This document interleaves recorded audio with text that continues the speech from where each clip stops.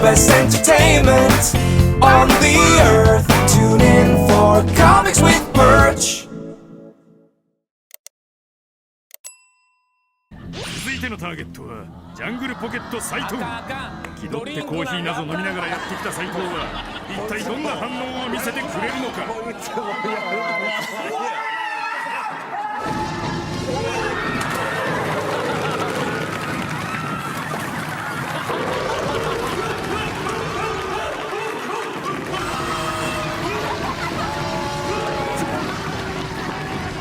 Hey everybody, this is Perch. I've been to Japan several times, lived in Japan for a while, enjoy the country immensely. I think it's not for everyone, and there are different times you can go to Japan where it's going to be more enjoyable or give you more of a show or not a show, depending on what you're in for. One of the things that always strikes me in Japan is the food. If you kind of click into the right areas, you can get the best food in the world in Japan, including the best Italian, hands down, is in Japan. If, again, you go to the right places. But absolutely amazing stuff. This viewer is, I think, heading to Japan and had some questions, so it's an interesting conversation to have. It says, hey, Perch, I'm a new viewer to your channel. Been watching it for maybe half a year now, but I really enjoy it. Thanks for providing a refreshing examination of the current issues within comics industry. It doesn't just focus on roasting the libs. It doesn't get old. With the brown nosing out of the way, by the way, nobody ever, you never feel like you have to do that. My viewer question for you is about Japan. I'm going to be moving there soon, and seeing as you have lived there before, wonder if you had any insight. Are there any shops, comics, or manga that you recommend as places to visit while I'm there? Is there anything that stands out about Japan and the comic manga shops, and you compare them to the ones in the US, and do you think there are any lessons to be learned from them? So, there are definitely some places. In terms of lessons, I think the biggest one is just that comics manga is present everywhere. Even with a very robust and healthy digital system that the country has going for it, comics are, manga is in any kind of pop-up newsstand that's on in the train stations. If you're on the JL line, you have manga available to you everywhere. You step out of the airport, or you step out of your plane in the airport, and you will hit several locations selling manga. Not just in like the airport news stores, but I mean, there's times when you are walking around Shinjuku and there are places that are just have stacks of manga as like a little pop-up, vendor on the street that's selling them. Manga it's impossible to miss. I mean, definitely it's going to be present in some neighborhoods over others, but you can find it pretty much anywhere you go. Again, even with mobile and digital being very successful there where manga is concerned, you can still find it. And if you're not finding manga itself, you've got, everything, the art style, the animation style is used for every kind of advertising, for carpets, for cleaning, for pest control, for being polite on the subway. It is, if you're thinking about a brand and a license, it is everywhere. So I think that the stores in Japan, the thing is, if you go over to Japan and you go to a bookstore or store selling manga, right on the crossing in Shibuya, there's a really large, video game, video book, manga store there. Can't remember the name of it, but it's got a big Starbucks in it. It's very iconic. If you've ever seen the picture of Japan, you see this like big street with a bunch of people are all crossing in what looks like a five-way street. The Starbucks logo is in one corner of that, and you see, that's a giant, game and video and DVD and bookstore. And when you go to the manga areas, it is slammed. I mean, there's what has to be hundreds of thousands of tankobon books everywhere. And that format would not work in the U.S. if they tried to adapt it here. I mean, there are some places you can go to some of the Asian districts. I know in Seattle, you've got, what's that grocery store there? But anyway, there's some bookstores there to kind of replicate the same format. But it would be very hard to have that kind of compressed material, not just because it's just not how Americans like to consume their content, but because it is, the books themselves don't lend themselves. This constant every trade is different in how the spine is done, and there's different sizes, and it would look chaotic. In Japan, there's a lot more uniformity to the books, and therefore it makes it easier to adapt that style. But even then, culturally, it would be hard for that to go over. But once you've been over there for a while and you kind of adapt to that style, you find it far superior to what goes on here in the U.S. It is hard to come back and then go to these what feels like a jumbled mess. Once you kind of can crack Japan's system of understanding everything from ordering to how going to the little pop-up ramen shops to understanding the train system to how you pay for things, it's just so ridiculously efficient that you come back here and it feels like you're just dealing with a bunch of slow idiots all the time. That's it's just tough.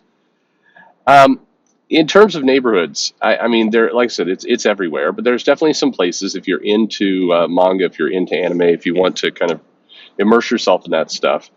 The biggest probably Akihabara is the one that's going to call out. And Akihabara is a little bit more geared toward toys and games and DVDs and other things, and so it's a little bit less for manga and books, but there's still there would be a really solid kind of manga shop. I don't know. It's like Starbucks. Within 2 blocks of each other, there's another one. So there's tons there.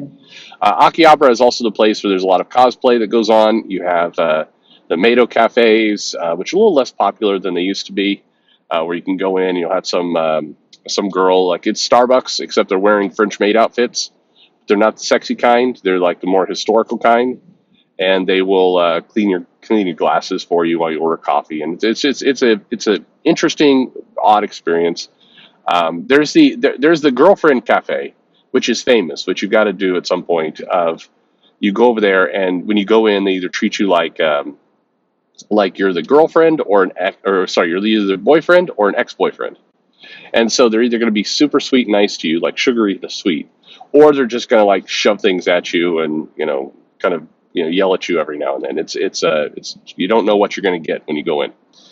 And then there's all kinds of other interesting sightseeing kind of places to go. Then if Shibuya is kind of the other place where there's a high concentration of manga bookstores, and actually the entire route, if you're not brave enough to do a little bit of walking, and if you're going to Japan, you better be, then Shibuya through Roppongi, through Shinjuku to Harajuku to Shibuya. That stretch is tons of First of all, there's an amazing shrine and park kind of in the middle of that, but also you've got tons and tons of stores that are selling manga in that area. Huge places, entire floors of department stores selling nothing but manga and books, and again, lots of toys, lots of video games, lots of stuff like that. Taking a train out to Miyataka, where the Ghibli Museum is pretty cool. Not only do you get Studio Ghibli and kind of that whole animation thing that you can walk around in, it's incredibly cool, but you have a lot of manga shops in that area as well. If you're going down to Osaka, that's another place. That's a longer train ride, but 3 or 4 hours on the bullet train. Lots of great manga there. Not as much in Kyoto, the other direction, but if you're just staying in Tokyo, lots and lots of places to go. But those are going to be your main neighborhoods. I would say Shinjuku, Shibuya, particularly Shibuya, and then Akihabara, and then but scattered around, you got a lot of stuff. Ginza is probably a little bit lightweight. The Tokyo Station does have quite a bit, kind of in the lower levels where there's a lot of manga and anime. There's Ikebukuro. There's tons of little neighborhoods. The key is wherever you're staying, there will be a place either within 5 minutes from where you are, most likely. But the really giant ones are in those areas. There is, and I cannot remember the name, but in Shibuya there's a pretty major kind of huge store. It's relatively famous. If you just talk to kind of a guide or a local or somebody and just ask for kind of the famous manga store, they'll be able to help you out. That place, I can't remember the name of it, but it's everybody goes to it. It's worth seeing. It's near the Lockup, which is a themed restaurant that they put you in a jail cell for. But I think if you go over there, the other thing is if you're going over for a visit, you can very quickly exceed your ability to bring stuff back.